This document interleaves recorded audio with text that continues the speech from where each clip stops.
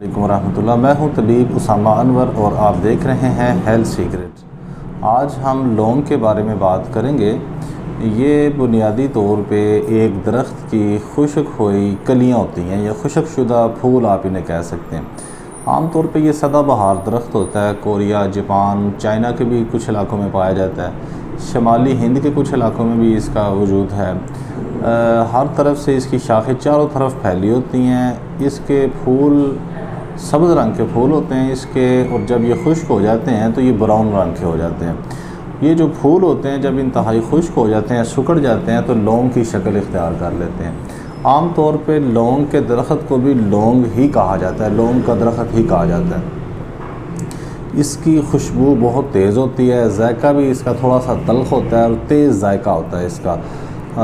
इसका सबसे ज़्यादा फ़ायदा हमारे मैदे को, जिगर को, बॉडी के क़ुव्वत मुदाफ़ियत, इम्यून सिस्टम को। इसके अलावा ये हमारे दांतों के लिए बहुत ज़्यादा मुफीद होता है। सबसे पहले हमें ये समझना चाहिए कि मिजाजी तौर पे ये गर्म खुश्क मिजाज का हामिल होता है। ख़ास तौर पे ये उन लोगों के लिए बहुत ज़्यादा मुफीद होता है जिनके अंदर बलगम की ज़्यादती हो, रतूबात की ज़्यादती हो, जिनका बदन बहुत ज़्यादा सफ़ेदी माइल हो, जिनके अंदर सुस्ती काहली हो, जिनकी ज़िंदगी में पानी का बेतहाशा और बकसरत इस्तेमाल हो, या उन्हें प्यास ना लगती हो। अब इसमें मैंने दो बातें की है कि पानी भी बहुत ज़्यादा पीते हों, प्यास भी ना लगती हो। इसका मतलब ये है कि उनके जिस्म के अंदर पानी की मिकदार आम लोगों से ज़्यादा हो चुकी हो, उनके जिस्म में रतूबात बहुत ज़्यादा हो चुकी हो, उनका जिस्म फर्बी माइल हो, मोटा हो। ऐसी कंडीशन में लौंग का इस्तेमाल मुफीद साबित होता है। इसमें एक और बात समझना कि चूँकि लौंग का मिजाज गर्म खुश्क होता है, इसलिए गर्म खुश्क मिजाज के हामिल अफराद इसके इस्तेमाल से गुरेज़ करेंगे, एहतराज़ बरतेंगे, क्योंकि ये उन लोगों के अंदर गर्मी खुश्की की अलामात को पैदा कर सकता है जो कि नुकसानदेह साबित हो सकती हैं। लौंग के दो तीन के तरह के इस्तेमाल होते हैं। एक इस्तेमाल इसका मुआशरती तौर पे होता है। मुआशरती इस्तेमाल से मुराद ये है कि हम देखते हैं कि ये खानों में इस्तेमाल होता है। इसके साथ चटनियाँ तैयार होती हैं, मीठी चटनी से तैयार होती है, खट्टी चटनी से तैयार होती है। इसके अलावा पुदीने की चटनी लौंग के साथ तैयार होती है। लौंग की चाय बनाई जाती है, लौंग का कहवा बनाया जाता है। मुख्तलिफ़ किस्म की बेकरी की आइटम्स के अंदर लौंग को इस्तेमाल किया जाता है। इसके अलावा मसालों को, खानों को खुशबूदार बनाने के लिए, खानों का टेस्ट ज़्यादा करने के लिए, जायके को बेहतरीन करने के लिए लौंग का इस्तेमाल किया जाता है। हमें समझना चाहिए कि लौंग का ये इस्तेमाल हम किसी फ़ायदे के लिए नहीं कर रहे होते, सिर्फ़ इंतहाई कलील मिकदार में खुशबू और जायके के या लज़्ज़त के हुसूल के लिए लौंग को इस्तेमाल कर रहे होते हैं। तो इसका लाइट सा फ़ायदा तो हमारे जिस्म को बहरहाल होता है कि ये दौरान खून को तेज़ कर देता है, जिस्म में हरारत पहुंचाती है। लेकिन फिर भी कुछ कंडीशंस ऐसी होती हैं कि जिनमें हमें लौंग को बतौर ग़ज़ा या बतौर दवा इस्तेमाल करना होता है। अगर बतौर ग़ज़ा इस्तेमाल करना चाहें तो लौंग का कहवा, जिसे लौंग का पानी भी कहा जाता है, वो सबसे ज़्यादा मुफीद होता है कि 10 से 15 लौंग को 2 किलो पानी में डाल के बॉयल कर लें, और जब 1 किलो पानी रह जाए, इतना बॉयल करें कि 1 किलो पानी रह जाए, तो उसे आप थोड़ा थोड़ा करके पीते रहें। सर्दियों के अंदर ये वेट लूज़ का भी बायस बनेगा, वज़न कम कर देगा, सर्दियों के अमराज को भी नाफ़े होगा, जिनके अंदर नज़ला, ज़ुकाम, खांसी, बुखार, सर का दर्द, जो सर्दी की वजह से सर में दर्द हो रहा है, उसके लिए मुफीद होगा। अगर बदहज़मी हो रही है, गैस्ट्रिक प्रॉब्लम हो रही है, मैदा खाने को सही अंदाज में हज़म नहीं कर रहा, खट्टे डकार आ रहे हैं, बुस्से डकार आ रहे हैं, ऐसी कंडीशन में लौंग का इस्तेमाल बहुत ज़्यादा मुफीद साबित होता है। लौंग का पानी अगर पिएंगे तो इस कंडीशन में होगा। अगर आपके दांतों से खून आ रहा है तो आप लौंग और दालचीनी को मिक्स करके इसका पानी निकाल लीजिए, जैसे हमने बताया कहवा बना लीजिए, और इस पानी के साथ अपने मुंह की कुल्लियाँ करने से फ़ौरी तौर पे आपके मुंह के अंदर से जो खून आ रहा है ये बंद होना शुरू हो जाएगा। चंद दफ़ा करना पड़ेगा, चूँकि ये एक दवा है, दवा नहीं बल्कि ग़ज़ा है, एक आम चीज़ है, तो इस हिसाब से थोड़ा सा रेगुलर रूटीन में इस्तेमाल करना पड़ता है। इसके अलावा अगर दांत में दर्द हो रही हो, दांत में कीड़ा लगा हुआ हो, तो लौंग को दो तरीक़ों से इस्तेमाल किया जा सकता है। एक तो लौंग के पाउडर को बतौर मंजन दांतों में इस्तेमाल किया जा सकता है, बिल्कुल थोड़ा सा मामूली सा लेके। दूसरा, जिस दांत में शदीद दर्द हो या जिस दाढ़ में शदीद दर्द हो रही हो, उस दाढ़ के नीचे लौंग के एक पीस को, एक टुकड़े को लौंग के अगर उस दांत के नीचे दबा के रख लिया जाए तो कुछ ही देर में वो दांत का दर्द मुकम्मल तौर पे ख़त्म हो जाता है। इसके अलावा अगर किसी दांत में बहुत ज़्यादा कीड़ा लग चुका हो, फीलिंग्स होने वाली हो, दांत खोखले हो गए हों, खाली हो गए हों, तो रोगने लौंग को रुई के फाहे के साथ लगा के उस जगह पे रखने से दांत का दर्द फौरी तौर पे ख़त्म हो जाता है।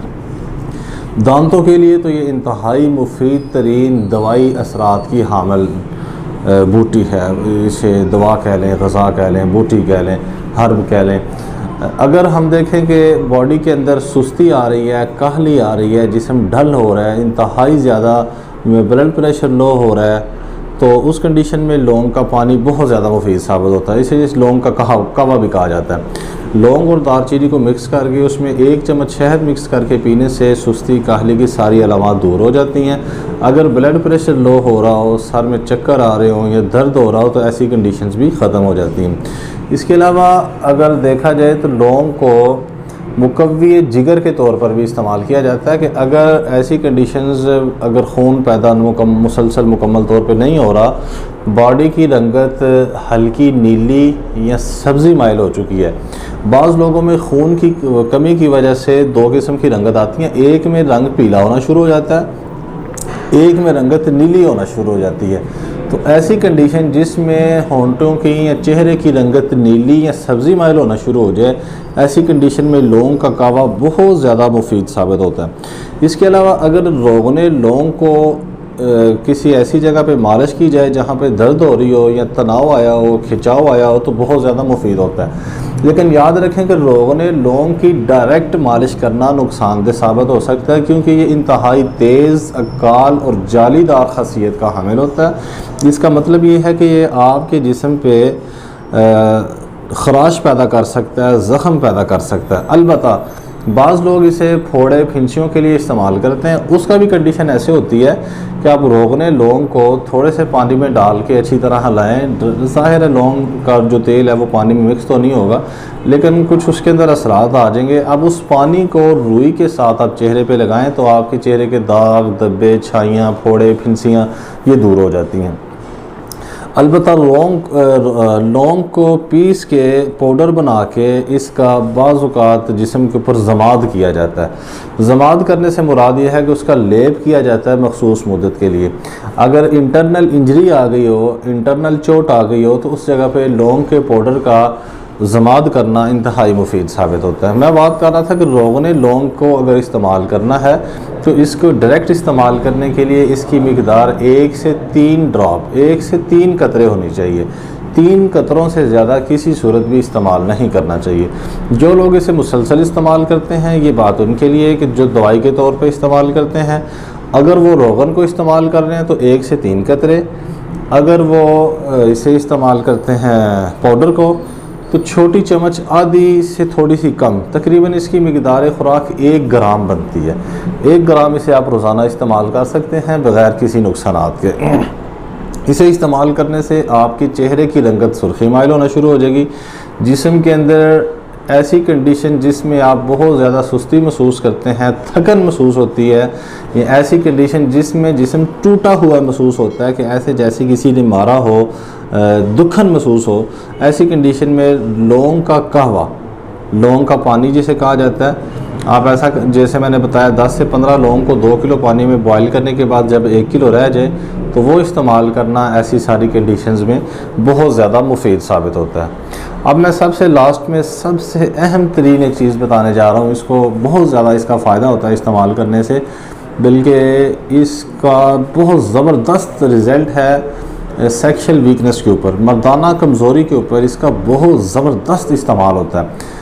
लौंग को तकरीबन 100 ग्राम लौंग को अच्छे तरीके से पीस के पाउडर कर लीजिए, बिल्कुल बारीक फाइन पाउडर तैयार कर लें। इसे तकरीबन 400 ml की जैतून की बोतल में डाल दें। अच्छी तरह हिला के इस बोतल को गंदम के अंदर या किसी मिट्टी के अंदर दबा दें। 2 चीज़ों में किसी के अंदर दबाना है, गंदम के अंदर भी दबा सकते हैं और मिट्टी के अंदर भी दबा सकते हैं। तकरीबन 1 महीना दबा के रखना है। 1 महीने के बाद इसे निकाल के अच्छी तरह मिक्स करना है। ये एक सन्यासी नुस्खा है, सन्यासी फार्मूला है।